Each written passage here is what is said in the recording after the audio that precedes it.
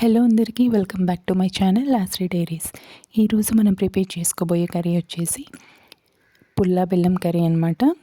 ముందుగా దానికోసం మనకి కావాల్సినవి అరటికాయ, చిలగడ దుంప మరియు వడియాలు, మినప వడియాలు.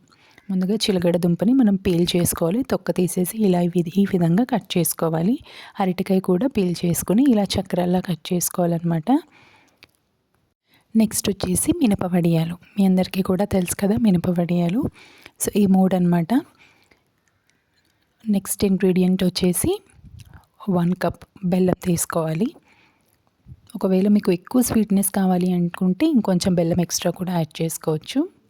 అండ్ కొద్దిగా చింతపండు, ఇక్కడ మనం వేడి నీళ్ళు వేసి నానబెట్టామన్నమాట చింతపండు, ఎందుకంటే చాలా జ్యూసీగా ఉంటుంది కాబట్టి. నెక్స్ట్ కట్ చేసి పెట్టుకున్న ఆనియన్స్, కరివేపాకు. ముందుగా స్టవ్ మీద కొన్ని వాటర్ పెట్టుకొని అందులో కొద్దిగా సాల్ట్ వేసుకోవాలి.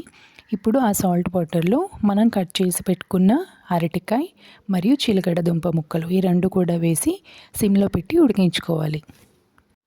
ఇవి ఎక్కువ మెత్తగా అవ్వకుండా చూసుకోవాలన్నమాట.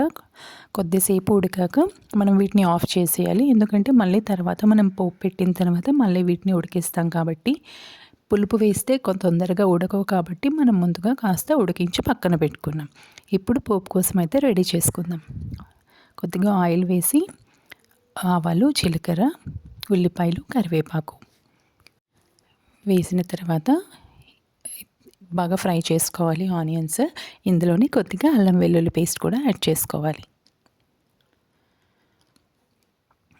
సో అప్పుడప్పుడు ఇలా పుల్ల బెల్లం రెసిపీస్ కూడా, కర్రీస్ కూడా ట్రై చేయండి. కొన్ని వెజిటబుల్స్తో మనకి ఈ కర్రీ అనేది చాలా బాగుంటుంది. ఫర్ ఎగ్జాంపుల్ కాకరకాయ కూడా పుల్ల బెల్లం కర్రీ అనేది చేస్తారనమాట. బెండకాయ కూడా ఒకసారి మీరు కూడా ట్రై చేయండి. ఇప్పుడు పోపులో అన్నీ వేగిపోయాయి కదా, అందులోనే మనం ఏదైతే బెల్లం తీసుకున్నామో అది వేసేయాలి. బెల్లం కాస్త కొద్దిగా వాటర్ వేసి బెల్లం మనం కరిగించుకోవాలన్నమాట. సో అందులోనే పసుపు, ఉప్పు, కారం ఈ మూడు కూడా వేసుకోవాలి. ఉప్పు మనం ముందు ఆల్రెడీ కొంచెం వేసాం కాబట్టి ఉడికించినప్పుడు కొద్దిగా చూసుకొని వేసుకోండి.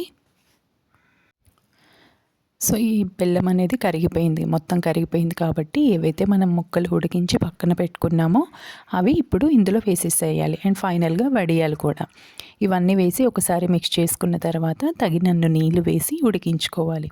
అండ్ మనం ఏదైతే చింతపండు గుజ్జు పక్కన పెట్టుకున్నామో అది కూడా ఈ వాటర్ వేసిన తర్వాత అది కూడా ఇందులో యాడ్ చేసేయాలి. సో ఇక్కడ ఇలా ఉడుకుతూ ఉన్నప్పుడు ఆ చింతపండు రసం ఇందులో మనం వేసి ఉడికించుకోవాలన్నమాట. సో ఇప్పుడు కాసేపు మూత పెట్టుకోండి. కాసేపు మూత పెట్టి తీసి చూసిన తర్వాత మన కర్రీ అయితే ఆల్మోస్ట్ ఉడికిపోయి ఉంటుంది. సో అంతే, ఫైనల్గా కొత్తిమీర యాడ్ చేసుకోవడమే. Please like and subscribe.